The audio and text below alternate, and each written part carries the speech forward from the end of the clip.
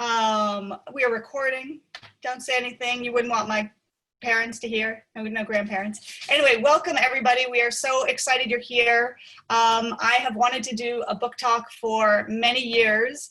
It seemed to make sense that you would summarize a book and then you would, bring an author on and chat with them and do some more professional learning, but I've never done it. And the pandemic and Bridie were two things that kind of kicked me in the butt and said, just do it. And my husband, who said, you don't have to do it every month, just do it once and see if people like it. So for today, it's kind of a combination of podcast where I will ask our wonderful author, who we'll introduce in a moment, a few questions, but then also professional learning. The main idea, and I am all about professional learning. So if you're here, you shouldn't just sit back and think of it as a webinar or a podcast. We are going to do a few activities and get you involved, which is why I'm asking if you can to put on your video. It's also very disconcerting to talk to a bunch of names for me.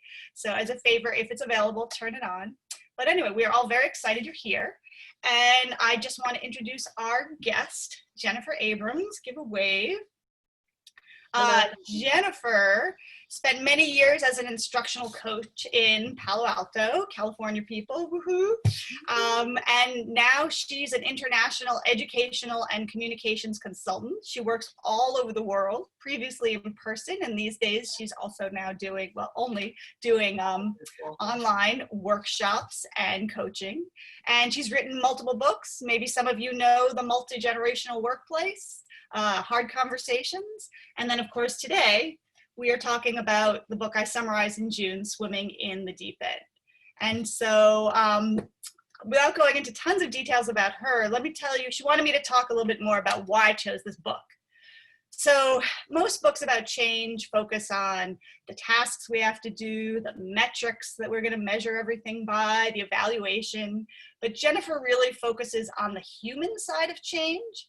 And further, she really acknowledges that change is really a big part of change is managing staff resistance. In fact, I think this book could have been called Managing Staff Resistance to Change. I started reading, I'm like, oh, this is all about staff resistance.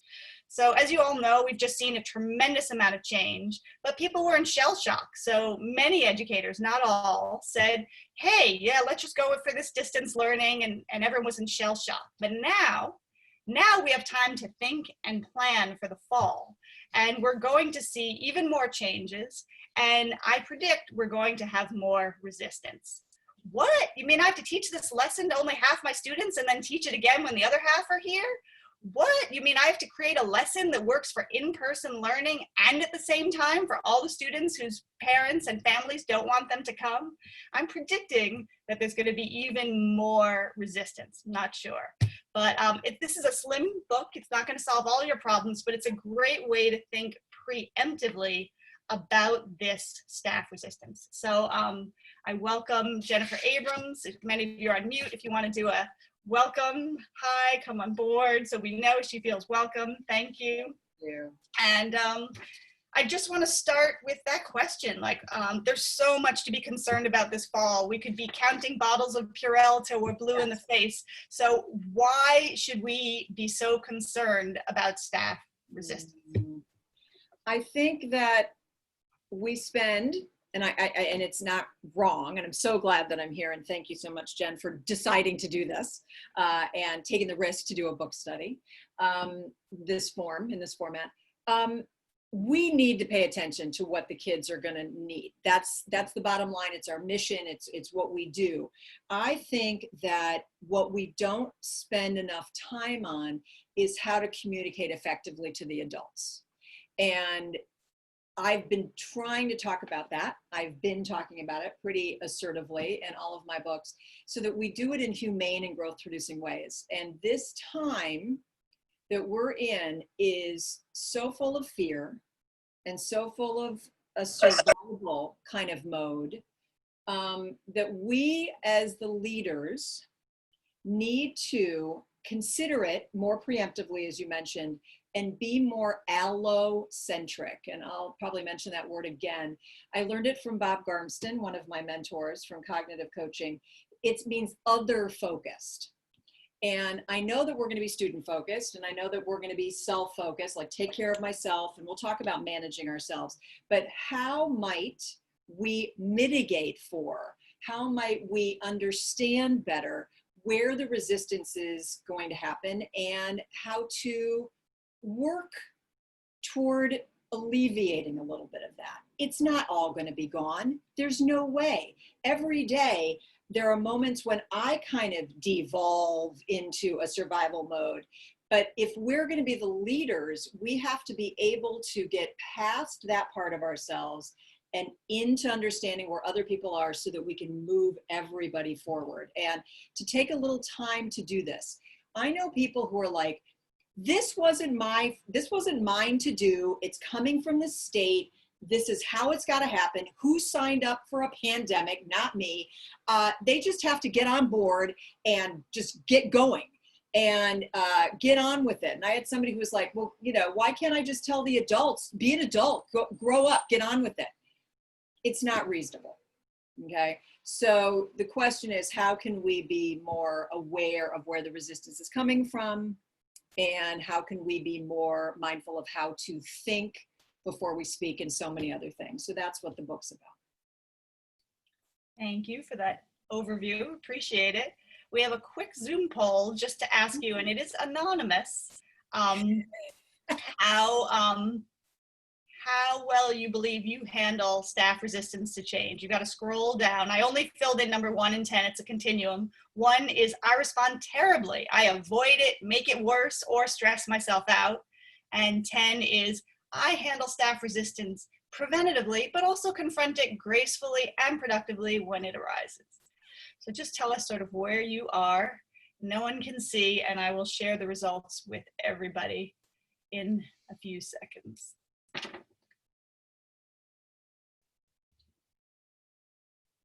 All right. Wow.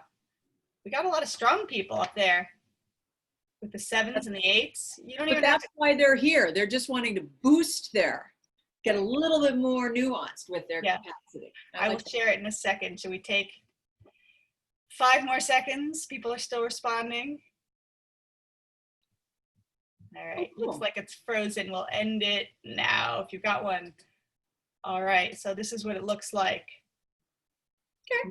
No 1s and no 10s. We've got our bell curve around the 5 to 9, but a lot of 7. So that's good. Everybody's working from a growth mindset. Fantastic. Great. So we are going to give you an overview of the 4 skills that Jen shared, that Jen introduces in her book. Sorry, this is our book talk. Here we go.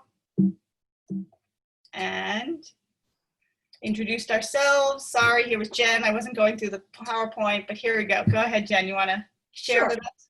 So I really want to confirm, you know, because you guys are 6s and 7s, right? You know, that this is I got to crack up about this.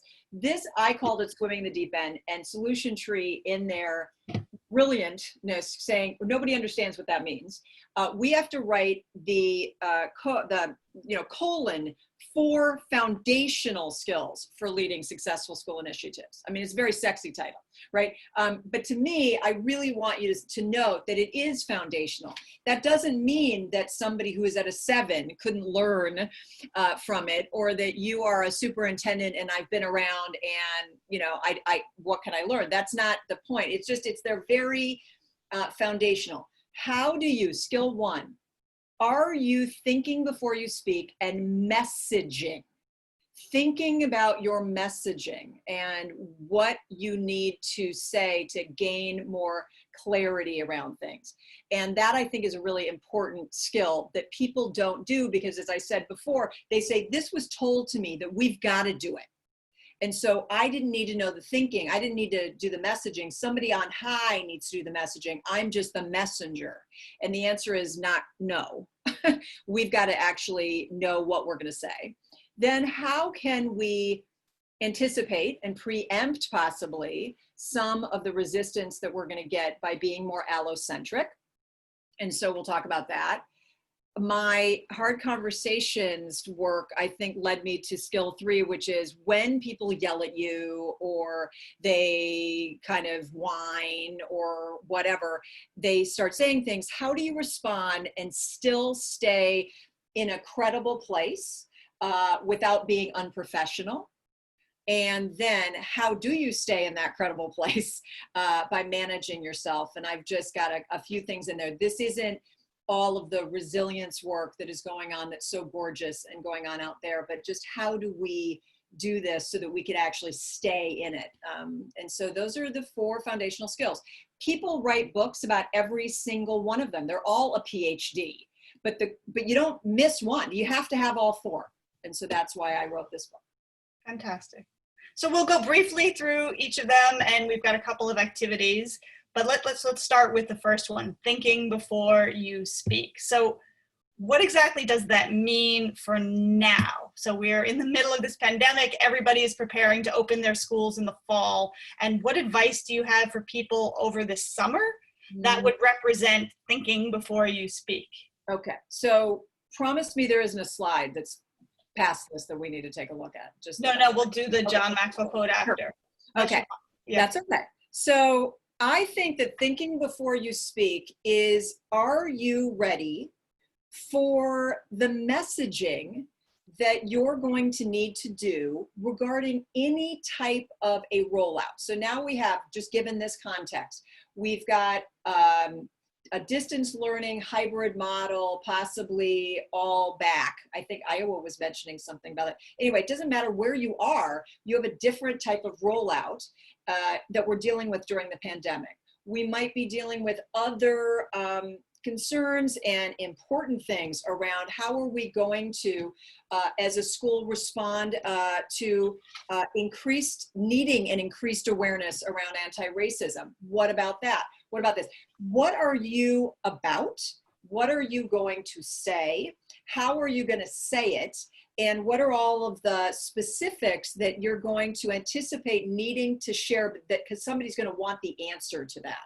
So in this part, I speak to, are you ready for this? And at the end of it, I speak to, does the person who's on your leadership team or your department heads or your team leads who are at a school site, who are going to then kind of be your phone tree, actually have that messaging? And are they able to do this? And there's a lot to it. There's so much more to it, but it's just that idea of, do you have a plan? And do the people who are going to support you in that have a clue as to how to do the same thing? So that to me is thinking before you speak. And I know a lot of people are probably shaking their heads saying, well, we don't know the plan yet. We don't know the plan. And from one of my masterminds, Kim shared this quote. I believe it was Kim from Walla Walla, from John Maxwell, leadership guru. He said, it's okay to be uncertain. It's not okay to be unclear. Right. And so it's the beginning to think about those aspects of the plan for which you are responsible, and that you can think through and not just assume, like Jennifer said, that the people on high are going to do it all. And right. in her book, people below you know how to do any of the messaging either. So you're in charge of both parts. Sorry, I didn't mean to interrupt. It's just so important to me. Go ahead. It's your book. You know it better than I do. So Jennifer put together some questions to help you think through, to think before you speak. And we're going to break into breakout groups in a moment, not to answer, these are just 5 of the questions. I didn't pull all of them out, but basically, what is the challenge we're addressing? And don't say, duh, Jen, it's the pandemic, but they're very specific initiatives, right? That you're trying to, different challenges that you're trying to address. How does it align with your own values and the school's values? So it's not just something coming down from on high, but are you responding to the pandemic with initiatives where you can find that commonality between who you are and who the district is? And if you're not, then maybe it needs some adjusting. Mm-hmm. Who's got to be involved with the planning of the initiative? Question I always like to ask is, have you thought about including some students in any of these task forces? I hear about a lot of task forces, but who needs to be involved? Have you surveyed the families, the teachers, right? I just saw on Twitter today, someone said, we got to remember about the health of the teachers, right? Not just the students. What's your complete action plan? The who, what, when, why, where, all of that. And then, like Jennifer said, how do you communicate it? So we are going to put you into breakout groups, not to answer these 5 questions, because that is a big task, But think about what John Maxwell said, right? It's okay to be uncertain, not to be unclear, and think about these questions and just talk about what does this spark in you. And we're going to give you good, 6 to 8 minutes for what have you done with thinking before you speak. Go ahead, Jen. I'll let you add. I was just going to say that when they go into their breakout rooms, they won't have that list. No, I'm putting it in the chat box as we speak. Oh, you're so organized. So here we go. I also want to point out that I was coaching somebody yesterday who was saying, who needs to be in the planning of the initiative? This particular one needs somebody with an administrative eye. It can't be given to somebody as like, oh, we have to do this. Well, we'll just have a teacher leader do it. That actually is who needs to be involved, somebody who has role authority. It was very interesting that they were like, this is not important. We don't care. We're going to make this teacher leader do it. So the question was, which types of voices need to be there for both some impact and some awareness. So it's not just let's bring kids. It depends on what the initiative is, who needs to be involved. Great.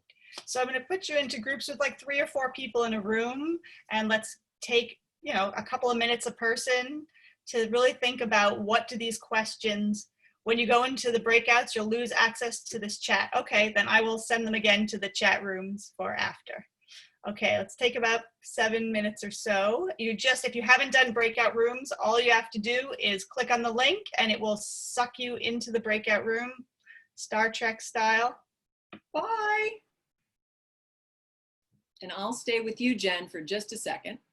Yep, and I will put the questions out to people if they go away. Great. Perfect. We still have a few people that haven't gone yet. Almost everybody. Almost. We could just put people in that are, because those guys are just maybe listening, but not. Yeah, maybe not. So let me just put this in. Please. Oh, I've only got 1 and 2. Let's see. Let's see. Let's see. Oh.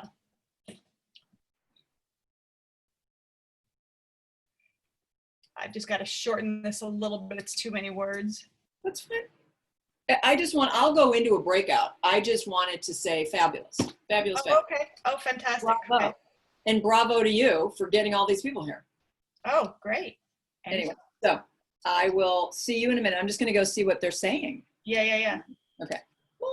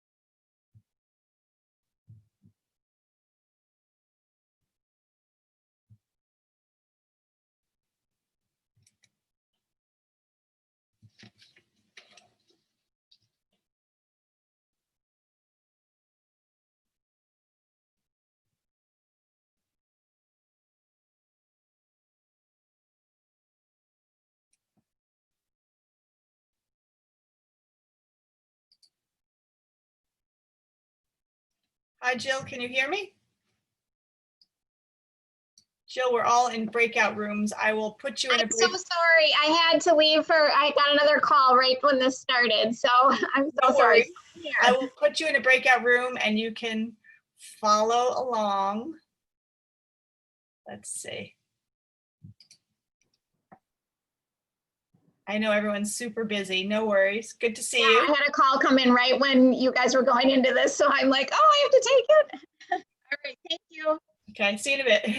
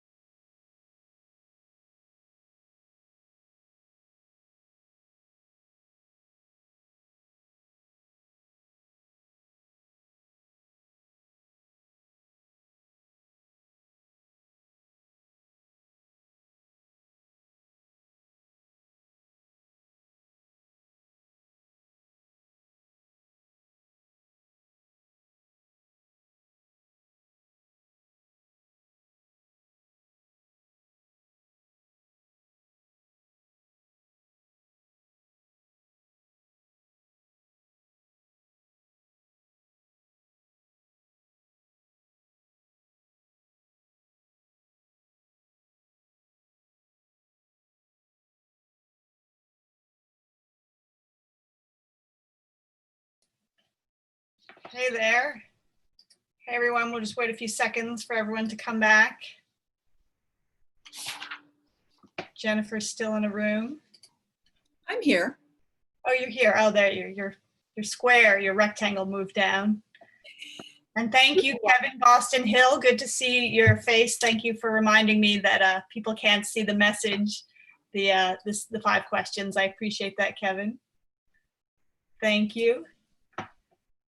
Great. I think we've got everybody back. So the first skill, obviously it's huge. This is just 1 hour, but it's the idea of, even without a complete plan and knowing every detail, beginning to think through how you are going to message, how are you going to work out the details, and think of it as planning, even though there's so much that's unknown, but really the work of the summer is planning. Is there any particularly strong comment that one of your colleagues made in the small groups that anyone wants to unmute and share out?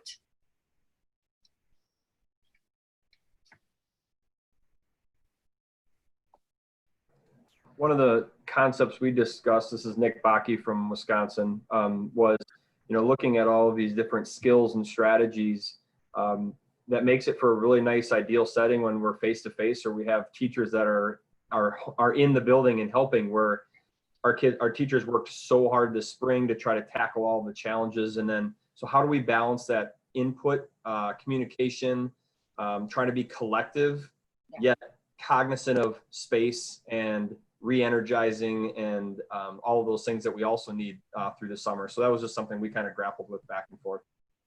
That's a great point, Nick. Yeah, thank you. And it's interesting, in some ways we can capitalize on the technology and be even more collective, right? That, families that might never have come in for summer planning, or teachers who take off and you don't see their face until September.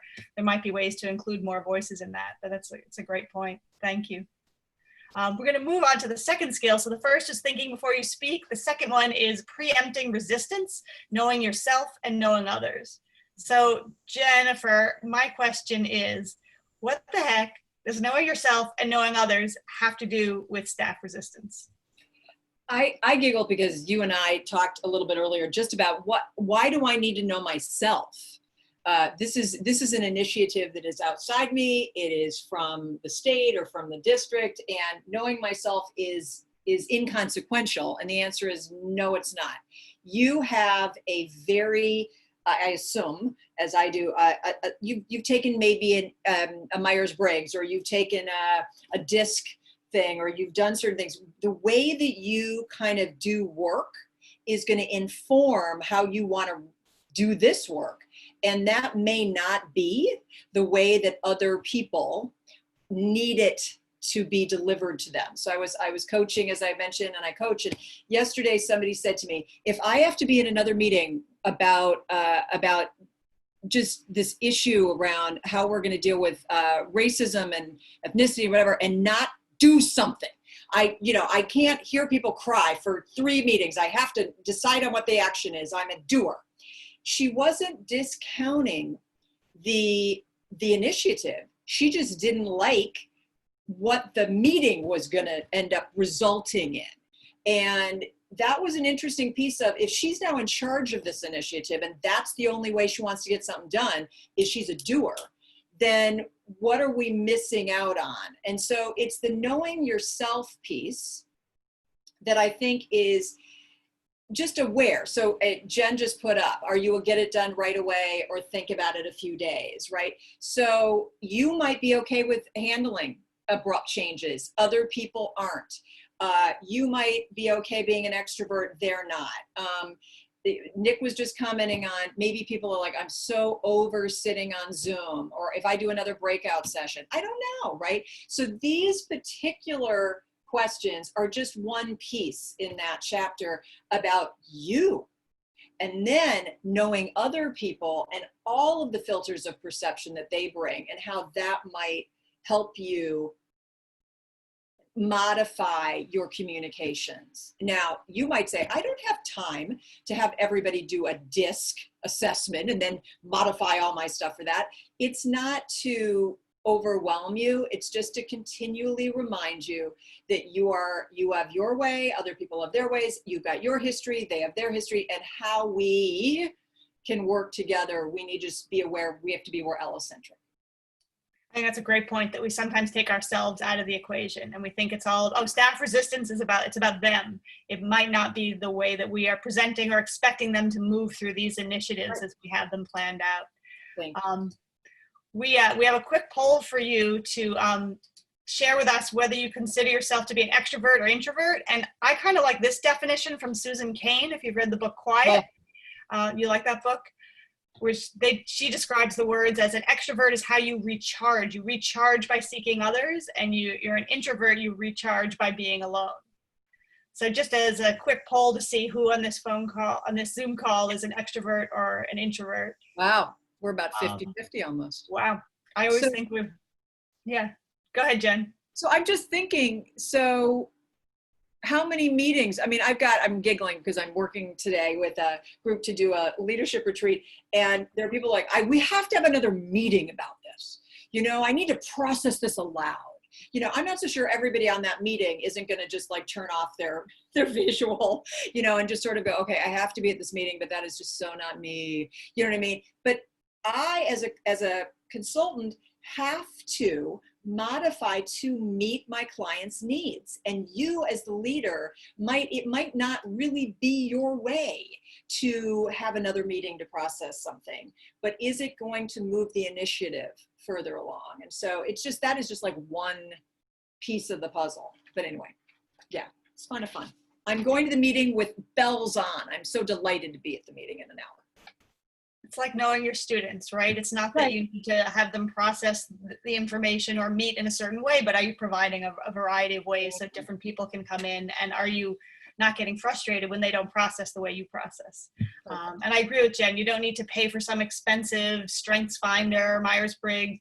The questions that I shared that are in the book and in the summary, you could just take a few reflective moments yourself and answer those questions about yourself. And then I'd even get a critical friend and say, this is how I answered these questions about myself. Is this how you see me? Because sometimes we're not always, we have blind spots, as you all know, about ourselves. So I would suggest you do that. So that's the first part of preempting resistance, is knowing yourself. And then the other part is knowing others. And obviously we're skimming through this. We're not going through the entire book, but one thing in thinking about others, I really like the work of David Rock. He's a neuropsychologist, and he has this great acronym SCARF that describes 5 aspects, 5 ways that we can make staff feel more safe or less safe. So I'm gonna share these with you. I have a cognitive crush on this guy. Yeah. Look him up, cognitive crush. I've never met him, but I love his mind. I do. I'm with you, Jen. You've got to see this stuff. I'll have to meet him sometime on Zoom. But anyway, so these are 5 areas that, depending on what you introduce to staff, you can make them feel more safe or less safe, right? So status, think about our most veteran teachers. Those are the ones who are used to having the most status, and now they might be having the most trouble with the technology. So how can we help people feel better about their status? Certainty, right? That John Maxwell quote. How can we help people to feel more certain, given that, of course, there's a ton of uncertainty? Autonomous. Are you doing anything to allow your teachers to have some autonomy, or is this now all pulled away from them and you do A, B, and C? Relatedness. What are you doing to help build connection? I sent out a 1-pager about connection with, I don't know, 20, 30, 40 ideas. You can email me. And then finally, fairness, right? I know there's a lot of questions about fairness, right? In my daughter's high school, they're thinking of having the 9th and 10th graders come in 3 days a week and the 11th and 12th graders 2 days. Well, how come they get 3 days and we get 2 days? So we're gonna put you in breakout groups again, and we're gonna ask you to think about, for one of the initiatives that you are trying to get done this summer, and it could even just be the health, the Purell, the distancing, all of that. What's one thing that you could do to increase people's sense of safety by addressing one of these 5? And I will send these out to the breakout groups again. What's one thing you could do that touches on one of these 5 aspects that will increase your staff safety?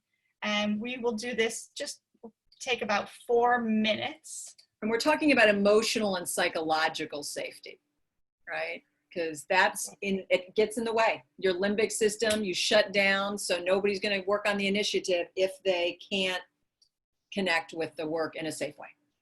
All right, I will send you, we'll just take about 4 minutes to think about scarf.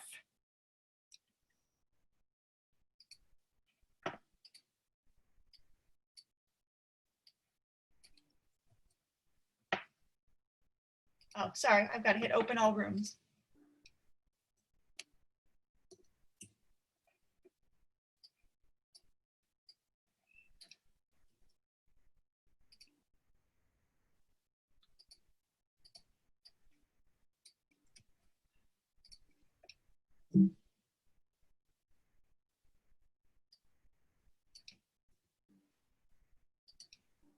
So are Beverly and Vanessa, they've got to push a button.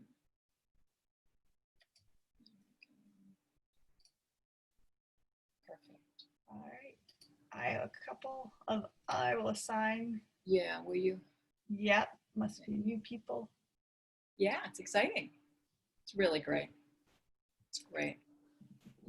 This is great. So move Darren in and Ann in. Yep, That's great. sorry, I'm putting you in a room, Darren. Just had a few people. I know, it's great because they got on later. It's Yep. great.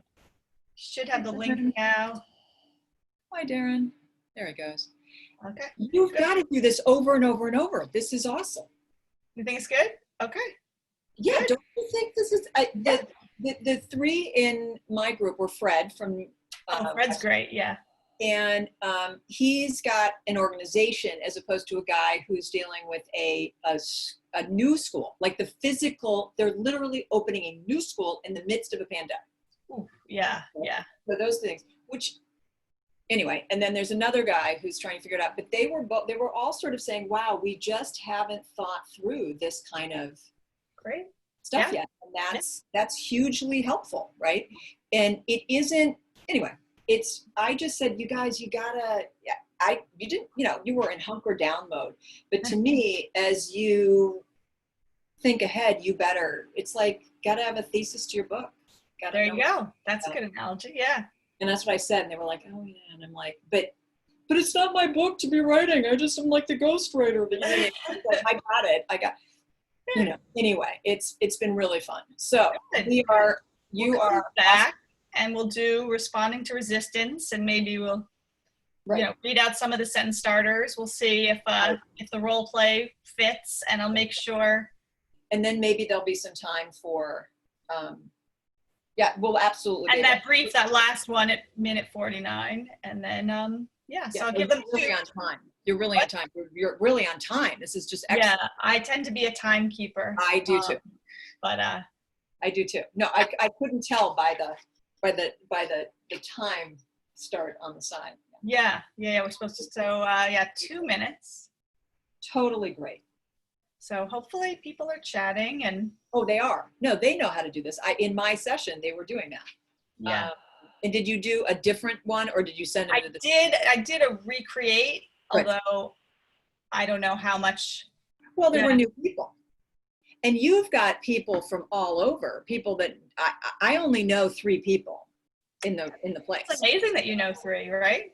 Well, the 2 people from Juanita and Pat from Buffalo hire me. Those guys are like. Oh yeah. They run something. They run like a BOCES. Yeah. Over there. And Teacher centers, yeah. then Judy Newhouse is Learning Forward, Virginia. Yeah. Oh, and 4. And then Terry Isles, Learning Forward, Texas. So I know 4 people. I think that's pretty amazing. Yeah, I'm pretty impressed that that's our crossover. That's it. Yeah. So that's good for me. More West Coast, maybe. Yeah. Oh yeah, but you've got the folks from. I love this. I'm Nick from Wisconsin. Yes, you are. You sound like you're from Wisconsin. I'm from Minnesota originally, so I'm laughing. But people, I don't know any of this. I don't know any of them. This is all recording, Jennifer. Oh, it's awesome. No, I love it. Thank you. I'm just reminding you it's recording. Yeah.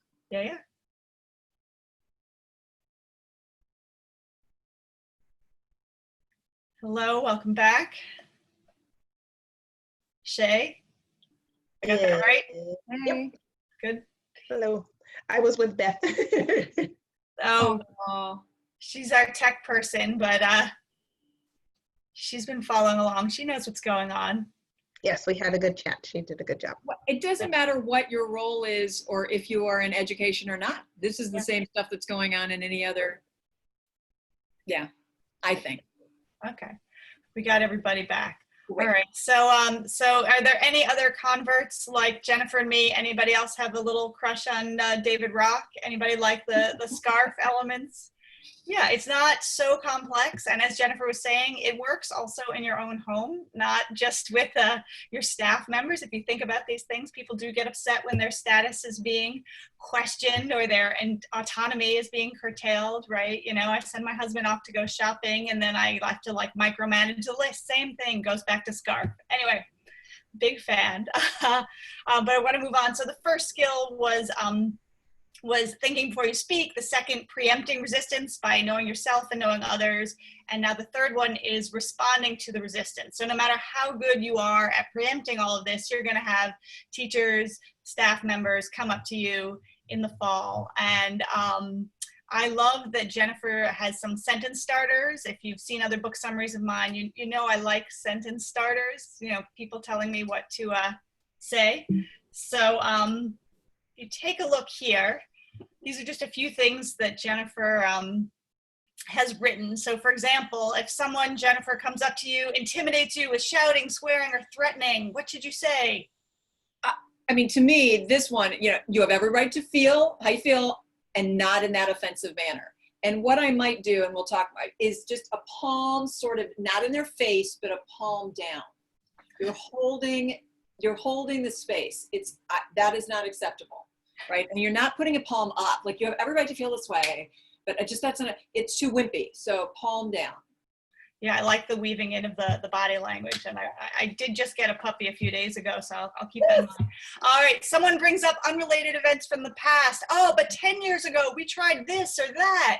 I understand that happened when that happened, but we're going to actually focus on this. And so you're actually there's a lot of work with Michael Grinder, Kendall Zoller, lots of people who are doing the nonverbals work. You're trying to physically move their mind, not to focus on one thing, but to focus on this thing. And you could do it sitting down or standing up. It's not like that was then, this is now. That's not what I'm talking about. We're talking about literally just saying, I get that is something that happened, and that is another topic. This is the focus right now of what we're doing. So you're really directing their brain. And in this short time you want me to come up with 5 plans for reopening school. That timeline is unrealistic. I don't disagree. None of us have as much time as we want. What I do know is So you move into acknowledge, or sort of acknowledge, and now move forward. And I think there's a lot in, big shameless plug for my next book, is really about that. You validate the concern, exactly as Kevin is saying. You validate the concern and you move it forward. So that's just a piece of it. That's just a piece of it. So my question, so these sentences all look really nice and pretty, right? But how as leaders, like, do you recommend that people actually practice these things? You know, like, what happens in the moment somebody yells at me that my timeline is unrealistic? I'm not really gonna, like, what do I do as a school leader to be prepared for these kinds of sentences?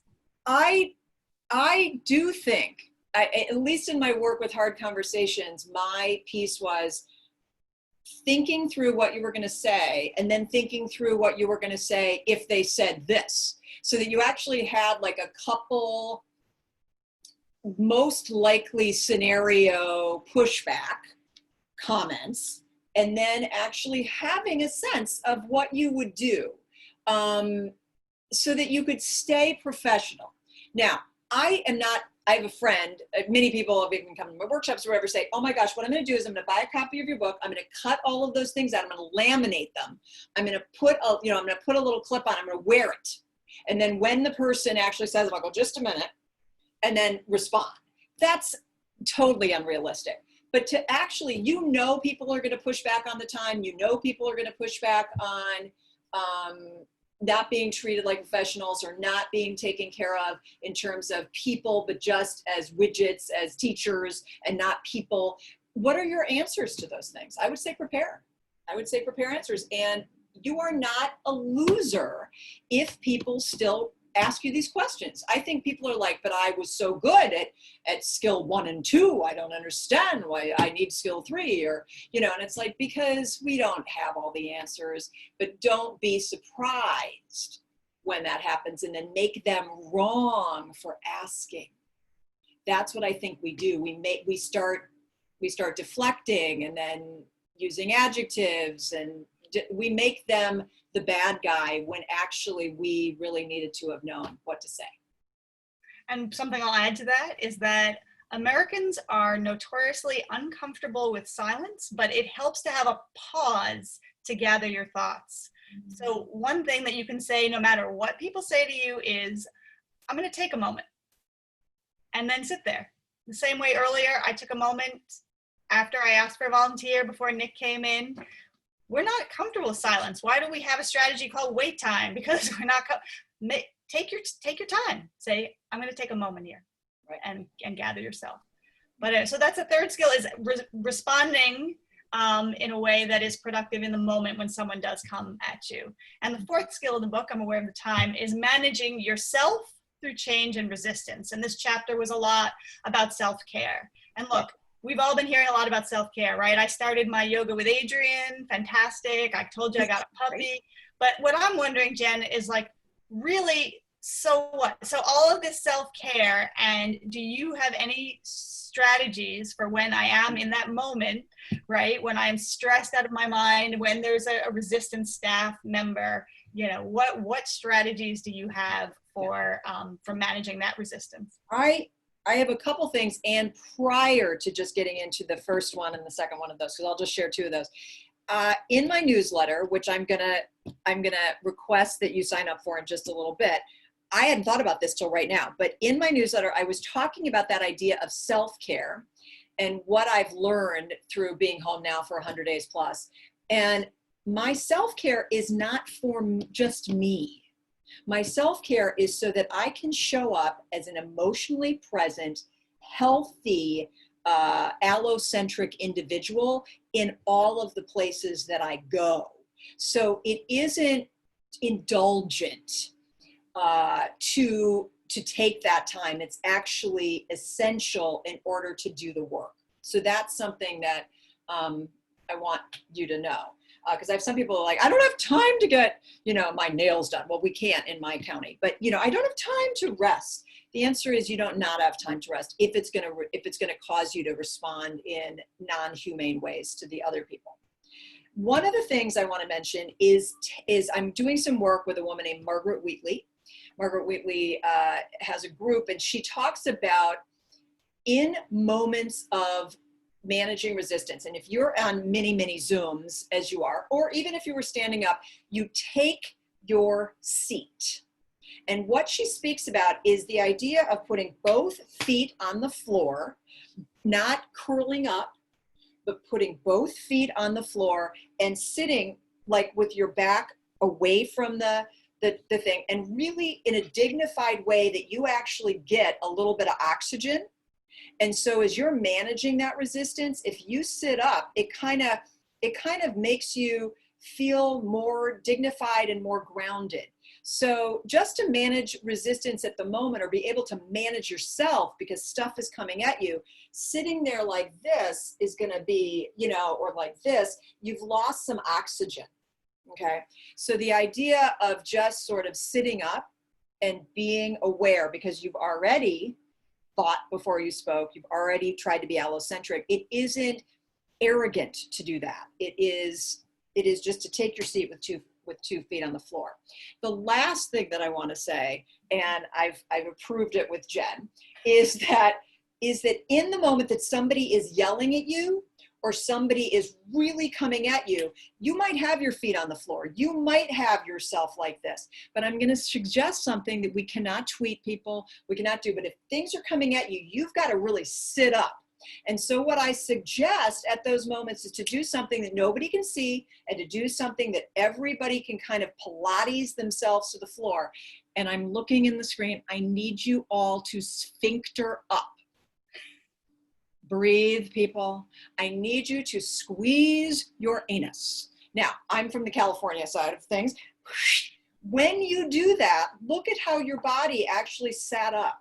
People are yelling at you, you sit up, and it's about sort of that, you Pilates yourself to the ground, and you just sort of, you get all of those muscles kind of in, they're active. And what I know, and this was from my friend who's a Broadway actor, it just grounds you. And what we need in those moments are moments that are physical and make you present.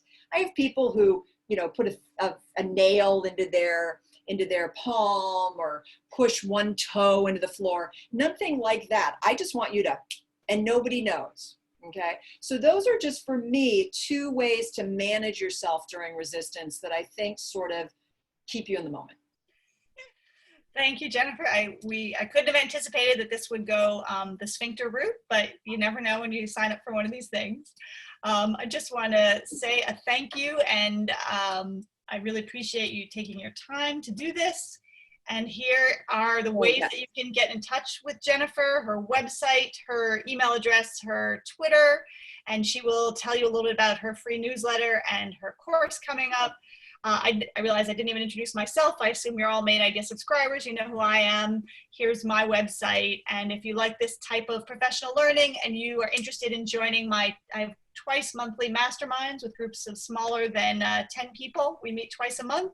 You can learn more about it and sign up. But yeah, Jennifer, go ahead. Tell us. Thank you so much. Oh, thank you for having me. There is a course, if you want to go into swimming in the deep end, that I'm starting on July 14th.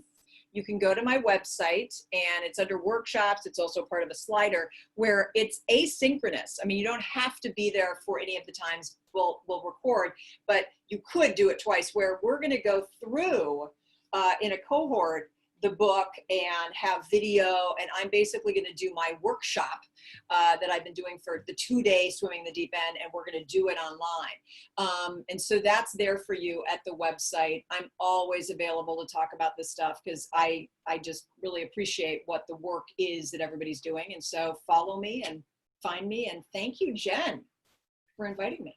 Thank you. We have a couple minutes. If anyone wants to ask any questions, either to the group or to us, we will be here.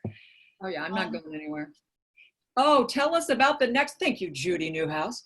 So my next book is basically about being your best self at work. And I'm thinking back to the people who are doing the swimming in the deep end rollouts really need to back up and think about how are they as just a colleague and a professional. And I'm talking about 5 different facets. I'm talking about knowing yourself, building up your ability to suspend certainty. How can you take more responsibility for your work, not like your initiative, but when you have to give feedback, when you have to give feedback up, how do you take responsibility for that? How do you apologize? More about working interdependently and the essentialness of what that looks like and sounds like, and then how to build your resiliency. So there are going to be continuums and assessments and exercises. It'll be great. Still working on it if you want to help me. So everybody find me. I'm writing it. Great, thank you. So feel free to join her course or just sign up for her newsletter. If you want to type a question in the chat box, or if you want to just unmute yourself and ask anything, make a comment.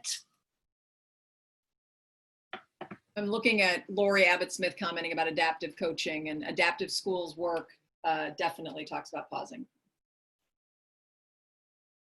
Thank you. Thank you. Thank you, Anita. Thank you. Thank you. Thank you. 10:59. We'll stay, but if everybody else has to go. Thank you. Thank you, Terry. Any thoughts? Trying to give some silence if anyone wants to say anything. If not, thank you everybody for spending an hour with us, and I will send out a quick 4-question survey to ask what you thought about all of this, if we should do it again. So thank you, and it's good to see everybody. Henry Phillips, know that name. You've been a subscriber for a while. Good to see you.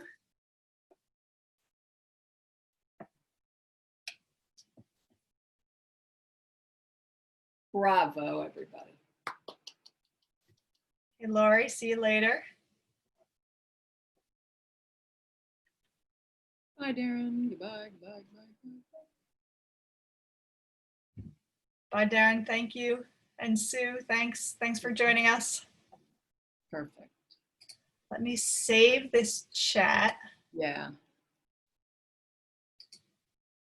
Let's see. Okay. There we go. Bravo. All right. So, Stop recording. oh yeah, the recording. Did you hit stop? You did. Okay. So we'll